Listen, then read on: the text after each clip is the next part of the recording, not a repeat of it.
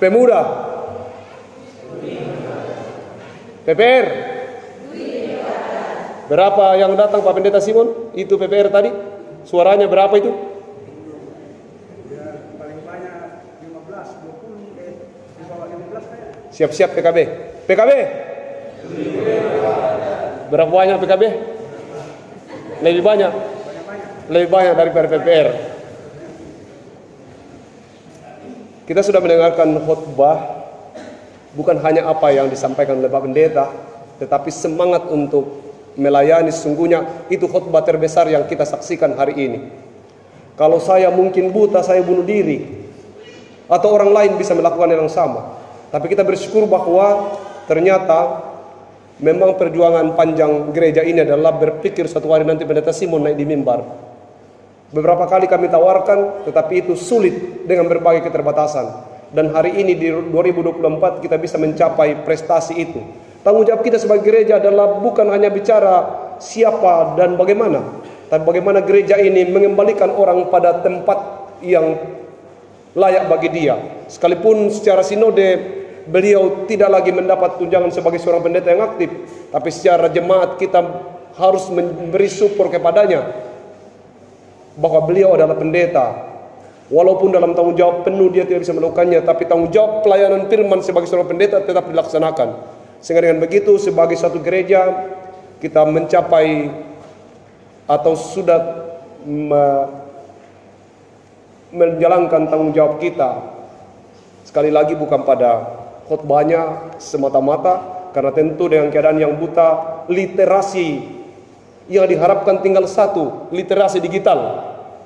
Untuk itu banyak-banyaklah konten yang dapat didengar oleh Pendeta Simon.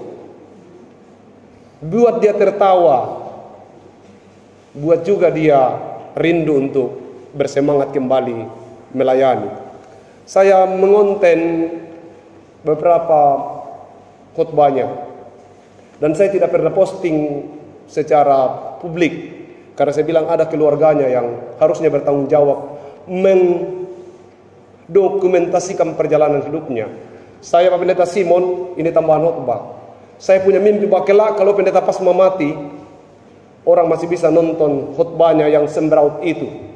10 atau 20 tahun sesudah kematian saya, maka mungkin tidak akan viral, tetapi masih akan ada orang yang dikuatkan dengan khotbah-khotbah itu. Silakan konten apa saja, dan jadikan konten Anda sebagai konten yang memberi edukasi, yang memberi sebagai warga kerajaan Allah dan sebagai warga kerajaan dunia selalu akan dua. Silakan jualan sambil berkata puji Tuhan.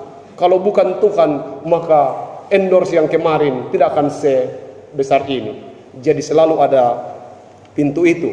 Ya, bagi yang konten rohani, silakan konten rohani. Sekali-sekali konten bersama dengan istri waktu ke gereja. Jangan cuma pada saat menggoreng saja atau makan langsat dan durian saja. Tapi saya lihat kalau di konten-konten kreator di Kalando kayaknya semuanya konten waktu Natal dan lain sebagainya. Sekira itu bagian yang kita syukuri hari ini. Kita akan berdoa syafaat. Pokok utamanya adalah kita bersyukur Pendeta Simon boleh hari ini melayani jemaat kita dalam pelayanan firman.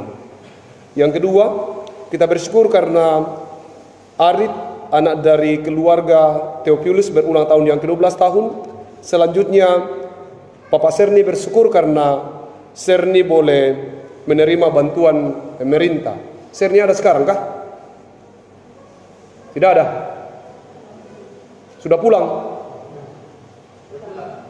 Oh, sudah pulang. Kemudian ucapan syukur dari keluarga Octavianus atas berkat Tuhan. Anak kasih Buan boleh mendapat bantuan pemerintah juga berkat Tuhan dari pekerjaan di kebun. Buan adakah? Hah? Tidak ada juga. Kasih tahu nanti kalau pulang didoakan di gereja atas berkat Tuhan yang diterimanya. Tidak apa-apa karena ini sedikit ekstrim supaya menjadi pelajaran bagi kita bahwa ternyata saya dulu menjadi manusia bukan karena kemampuan saya. Saya menjadi pendeta itu karena doa syafaat di gereja saya. Waktu saya pulang liburan, saya periksa ketika saya sudah jadi pendeta, saya periksa seluruh literasi. Ternyata setiap minggu, salah satu poin yang tidak ditinggalkan di gereja saya itu adalah ada anak kami sedang kuliah sekolah pendeta di Toraja, dan kami rindu bahwa dia nanti akan menjadi pendeta. Berkali-kali saya lari dari tanggung jawab itu, berkali-kali Tuhan menangkap saya. Ternyata doa itu yang membuat saya harus menjadi pendeta, sekalipun tidak harus kembali ke jemaat saya. Itu catatan. Dan bagi kita semua, kalau Anda sukses bukan karena doa, Anda akan jadi penjahat. Kalau Anda sukses bukan karena doa, kalau Anda hanya sukses karena pencapaian sendiri, sudah banyak buktinya. Memang mereka sukses, tapi air mata di ujung dari segala kesuksesan itu. Kalau Anda mau sukses, sukseslah berkat doa. Karena itu pencapaian. Itulah yang disebut dengan dui kerajaan, dui kewarganegaraan.